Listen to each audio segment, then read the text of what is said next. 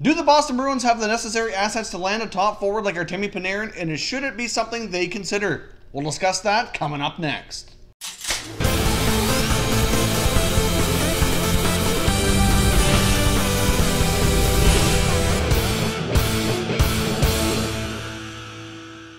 Hey everyone, and welcome back to another video here at Top Shelf Hockey. If you're new to the channel, thanks for stopping by. We review and discuss all 31 NHL teams. So if you're a huge hockey fan, consider subscribing and clicking the bell so you don't miss anything. So as I mentioned off the top, today I want to have a look at the possibility here the Boston Bruins may be attempting to acquire Columbus Blue Jackets winger Artemi Panarin, who's been swirled in NHL trade rumors here for the last number of weeks since it became clear that he wasn't really interested in signing an extension with the Columbus Blue Jackets. At least at that point in time, he was not interested, and as of right now, we don't have any updates to indicate things have changed and that he wants to stay in Columbus. I've come across numerous articles here in the last few days from Boston media kind of discussing the possibility of bringing in Panarin. What would it take? Should it be something the Bruins consider? So I want to have that discussion with the viewers here today to see what everybody thinks of this. Obviously, as we know, Artemi Panarin has 1 year left on his contract, and there's been a lot of uncertainty regarding his future and where he really wants to play beyond this current season. Obviously, being a UFA next year, he'll have the choice to decide wherever he goes. And if any team makes a big trade for him now anytime during this season, or even near the trade deadline, they very well may want a contract extension in place before they pull the trigger. The longer this goes on, the longer we get closer to the NHL trade deadline, though, there is more of a possibility that he could be traded strictly as a rental, which is certainly going to decrease his price tag. However, it might be something the Blue Jackets consider rather than risk losing him for nothing. At this point in time, I fully imagine the Jackets are still trying to iron out the possibility of keeping him. I'm sure that's their preference long term. They'd be crazy not to be. However, the Blue Jackets need to do what's best for the organization, and if it seems as though it's inevitable that they might lose him in free agency, then they very well likely will trade him sometime during this season. So what would it take for the Boston Bruins to acquire Artemi Panarin from the Columbus Blue Jackets? Now, obviously, the Bruins have a number of interesting prospects, some younger players currently on the roster as well. So they could certainly have lots of ammunition here to put together a package to bring him over. I don't have any doubt that they have the assets that it would be capable of getting the job done. But the big question is it something they should do, or should they wait and kind of take their chances next summer in free agency if he makes it that far? I think it's safe to say the Boston Bruins are certainly a team right now that's kind of been shopping around throughout the offseason, looking to upgrade their top 6 forward options.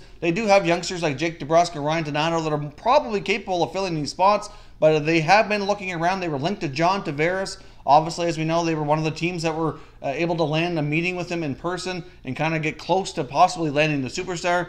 So as we know, they have been shopping around. I don't think there's any secret about that. As of right now, they've been yet to land a deal and really change their top 6 forward group. Even though the Bruins have the younger assets likely required and necessary to make a deal of this magnitude, longer term to keep Panarin or another forward of his magnitude signed to a long-term deal, I do think it's likely that they would probably want to move out another contract to kind of make room for him longer term. That's probably looking at a player like a David Krejci or a David Backes, or somebody who's making a bigger amount of money like that to make sure they have plenty of space to sign him longer term. Obviously, we saw an interview with forward David Krejci at the beginning of the training camp here, asking how his feelings and thoughts were on the situation with the Bruins trying to attract John Tavares. And he felt if that likely happened, that he more than likely was going to be asked to be traded. Now, Krejci does hold a no-trade clause in his contract, so he certainly has control if that ever comes to be. However, it's something he felt might be necessary for the Bruins to ask him about should Tavares become a Boston Bruin. So I would imagine the asking price, depending on what time of the year this trade were to happen, and also depending on if an extension was in place or not, I think it's safe to say the Blue Jackets would be inquiring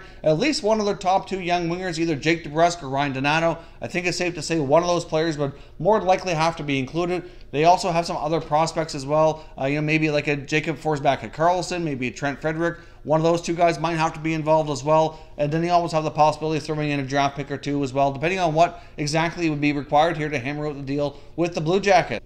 So if you're a Bruins fan and you had the opportunity to acquire Artemi Panarin, but it involves giving up some young assets like I just mentioned, is this the type of deal that you would want to do? So let's take a look here what the top 2 lines could look at with Panarin in the mix. Obviously, you still have Patrice Bergeron and Brad Marchand playing together. Your second line very well could be David Krejci with David Pastrnak and Artemi Panarin. You also have the option of putting Panarin with Marchand and Bergeron. Either way, adding that type of player to your top 6 mix really changes your dynamic and would really make the Bruins team even that much more explosive. It's certainly a fun thought to have, and I think Bruins fans would love to have a player like this in their lineup, but would you be willing to give up the young assets required to get the deal done? The next question would be then, what would the contract extension look like for Panarin? Personally, I think it's probably going to take somewhere around the $9 million mark to get him signed long term. So since we've seen so many articles and so much discussion on the possibility about the Boston Bruins going after a top 6 forward, the idea and thought of Artemi Panarin being someone that they could target, I wanted to see what you thought, and is this something the Bruins really should seriously consider doing? So let me know down in the comment section, what do you think of this proposal? Do you think Panarin is the type of player that the Bruins should target and try to bring into the mix? If you're new to the channel here, I hope you consider subscribing. We cover all 31 NHL teams, and there's plenty of content here for all hockey fans to enjoy. So if you're new, hit that subscribe button. If you like this video, don't forget to hit the like button as well. I'd appreciate it if you did. As always, thank you very much for watching, everybody. We will catch you next time.